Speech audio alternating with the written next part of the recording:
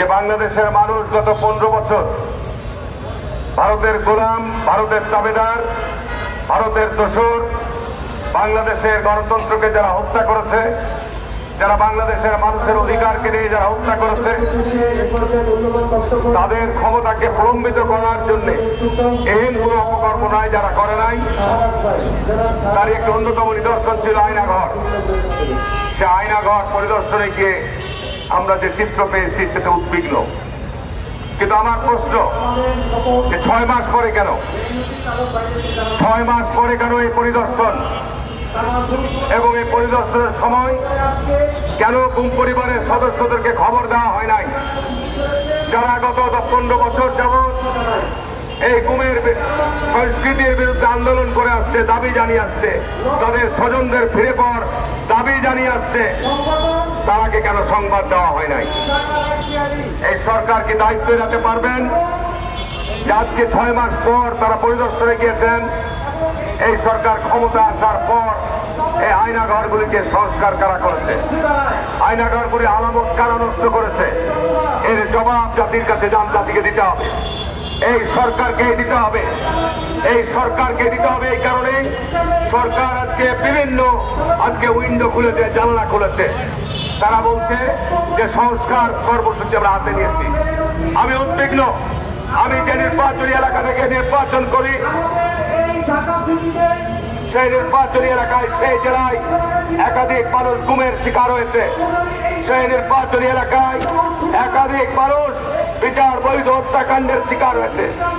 কিন্তু এখনো পর্যন্ত আমরা এই গুমের এবং বিচার বৈধ হত্যাকাণ্ডে তাদের স্বজনদেরকে আমরা কোনো আইনি সহায়তা দিতে পারি নাই। তাহলে সরকার 6 মাসে কি কাজ করেছেন?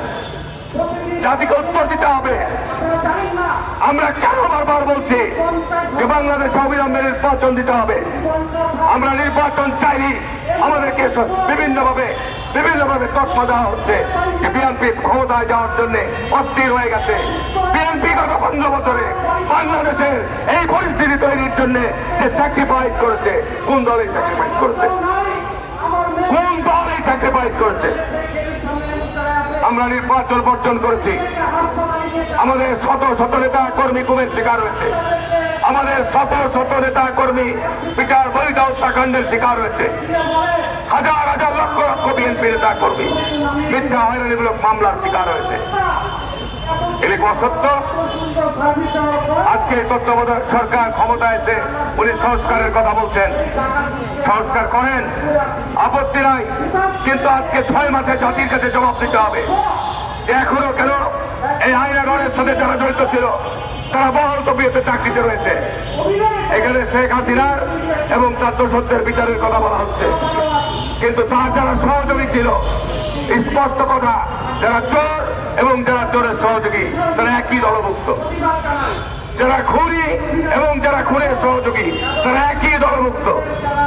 সুতরাং আজকে খুনি নেতৃত্ব দানকারী হুকুমদাতা তিনি ভারতে পালিয়ে গেছেন, তার সঙ্গে কিছু তার সহযোগিতা নিয়ে গেছেন, কিন্তু তার দোসররা এখনো বিদ্যমান, প্রশাসনের সর্বস্তরে বিদ্যমান রয়েছে। তারা তাদের পোশাক পরিবর্তন করেছে। এটি যুগে যুগে হয়ে এসেছে। যখনই ক্ষমতার পদে পরিবর্তন হয়, ওই সমস্ত চক্ররা তাদের পোশাক পরিবর্তন করে। তাদের আর বিচার এদেশে হয় না। যে কারণে বাংলাদেশ গত 50 বছরও পরিবর্তন হয়নি। আমরা মনে করেছিলাম এই জুলাই এবং আগস্টের রক্তপাতের মধ্য দিয়ে যে অন্তর্বর্তী সরকার গঠন করা হয়েছে, এই সরকার জনগণের আকাঙ্ক্ষা, জনগণের প্রত্যাশা পূরণের জন্য দৃশ্যমান কার্যকর পদক্ষেপ আমাদের সামনে রাখাবেন। কিন্তু 6 মাস পার হয়ে গেছে, দ্রব্যমূল্যের ঊর্ধ্বগতি তিনি রোধ করতে পারছেন না। দেশের আইন শৃঙ্খলা পরিস্থিতি নিয়ন্ত্রণ করতে ব্যর্থ হয়েছেন। দেশ সত্যিকার অর্থেই আমি উদ্বিগ্ন। এই কারণেই আজকে বিভিন্ন জায়গায় দেখছি বিভিন্ন গ্রুপ গিয়ে যে অরাজকতা তৈরি করছে, তাতে মনে হচ্ছে বাংলাদেশ একটি অকার্যকর রাষ্ট্রের দিকে আমরা চলে যাচ্ছি। এই অকার্যকর রাষ্ট্রকে করার জন্য ওই আওয়ামী দোসররাই জড়িত রয়েছে। কারণ তারা আজকে রাষ্ট্রের বিভিন্ন অঙ্গে বিদ্যমান রয়েছে। সচিবালয় বলেন, পুলিশে বলেন, সেনাবাহিনীতে বলেন, র্যাব কেন এখনো বিলুপ্ত হয়নি? বাংলাদেশে সবচাইতে র্যাব এবং ডিজিএফআই এই গুমের সাথে জড়িত। এখানে আজকে দাবি জানানো হচ্ছে যে আমরা আওয়ামী দোষরদের বিচার চাই। যদি সত্যিকার অর্থেই দেশকে একটি গণতন্ত্রের পথে ভালো জায়গায় নিয়ে যেতে চান, তাহলে পরে আমরা এই গত 15 বছর যে অপশক্তির বিরুদ্ধে লড়াই করেছি তাদেরকে তো নিষিদ্ধ করবেনই, তাদের তো বিচার করবেনই, কিন্তু যারা এখনো বিদ্যমান রয়েছে তাদের তালিকা জনতার সামনে প্রকাশ করুন, তাদের বিভিন্ন দপ্তর থেকে বিভিন্ন জায়গা থেকে তাদেরকে অপসারণ করুন। বাংলাদেশের ইতিহাস ৭১ সালে যারা ৭১-এর মুক্তিযুদ্ধের বিরোধিতা করেছিল, যারা আমরা স্বাধীনতা বিরোধী বলি, স্বাধীনতার শত্রু বলি, তারাও কিন্তু পোশাক পরিবর্তন করে বাংলাদেশে এখন রাজনীতি করছে, বড় বড় নসিহত দিচ্ছে, বড় বড় কথা বলছে, কিন্তু এখনো পর্যন্ত তারা ওই ৭১-এর মুক্তিযুদ্ধের তাদের অপরাধের জন্য যে দেশবাসীর কাছে ক্ষমা চায় নাই, ক্ষমা চায় নাই। তাদের যে ভুল, তাদের যে সেই সময় এই আত্মঘাতী সিদ্ধান্ত ছিল, সেদিকে তারা এনিয়ে বেরিয়ে বিভিন্নভাবে অপব্যাখ্যা দিচ্ছেন। বাংলাদেশে এই যদি আজকে এই সময়ে যদি এই অপরাধীদের শাস্তির আওতায় নিয়ে না আসা হয়, আমি এই দেশ বাঁচাও মানুষ বাঁচাও আন্দোলন শুধু নয়, আমরা মাঠে নামবো, জাতীয়তাবাদী দল মাঠে নামবে। আমি কথা দিয়ে যাচ্ছি, আমরা জাতীয়তাবাদী দলের একজন কর্মী হিসাবে আমরা এর সাথে দাঁড়িয়েছি দেশে গণতন্ত্র ফিরিয়ে আনার জন্য। 15 বছর লড়াই করেছি জনগণের অধিকার ফিরিয়ে আনার জন্য। আমরা কথা দিচ্ছি বিএনপি ক্ষমতায় আসলে অবশ্যই এই আইনাগরের দোষরদের আমরা বিচার করব। আমরা কথা দিচ্ছি যারা গত 15 বছর এদেশের মানুষের জান মাল নিয়ে ছিনিমিনি খেলেছে তাদেরকে বিচারের আওতায় নিয়ে আসা হবে। যারা এই পোশাকধারী পরিবর্তনকারীদের সাথে মেলামেশা করবে, যারা এই পোশাকধারী পরিবর্তনকারীদের সাথে তাদের সাথে উঠা বসা করবে, তাদেরকে আমরা চিহ্নিত করব। আমাদের নেতা তারেক রহমান এই শুরু থেকে বলে আসছে যে বিএনপিতে এই পোশাক পরিবর্তনকারীদের দলে নেওয়া যাবে না, নেওয়া যাবে না, যাবে না। কিন্তু আমরা সেটি হয়তো অনেক জায়গায় বিচ্ছিন্ন ঘটনা ঘটছে, কিন্তু আমরা স্পষ্ট বলতে চাই বাংলাদেশ জাতীয়তাবাদী দলের দিকে এদেশের মানুষ তাকিয়ে আছে। প্রফেসর ইউনূসকে আহ্বান জানাবো, নতুন দল ক্ষমতায় থেকে করবেন না, নতুন দল করার উস্কানি দিবেন না, নতুন দল তৈরি করার উৎসাহ দিবেন না। 111-এর সময় ফখরুদ্দিন মহিউদ্দিনরাও বাংলাদেশে কিংস পার্টি গঠন করে ক্ষমতায় থাকার চেষ্টা করেছিল, ব্যর্থ হয়ে ভারতীয় ষড়যন্ত্র বাস্তবায়ন করে গেছে। আমি বিশ্বাস করি আপনি নতুন করে এই ছাত্রদেরকে দিয়ে দল গঠন করতে চাচ্ছেন, অসুবিধার কিছু নাই।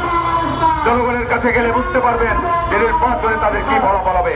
কিন্তু যদি অতীতের মতো ওই 111-এর মধ্য দিয়ে ফখরুদ্দিন মহিউদ্দিনের মতো ওই 2008 সালে যে সাধারণ নির্বাচন করেছিলেন, ওই রকম নির্বাচন যদি করতে চান, বিএনপি সহ দেশের জনগণ কিন্তু এই ব্যাপারে সজাগ এবং সতর্ক রয়েছে।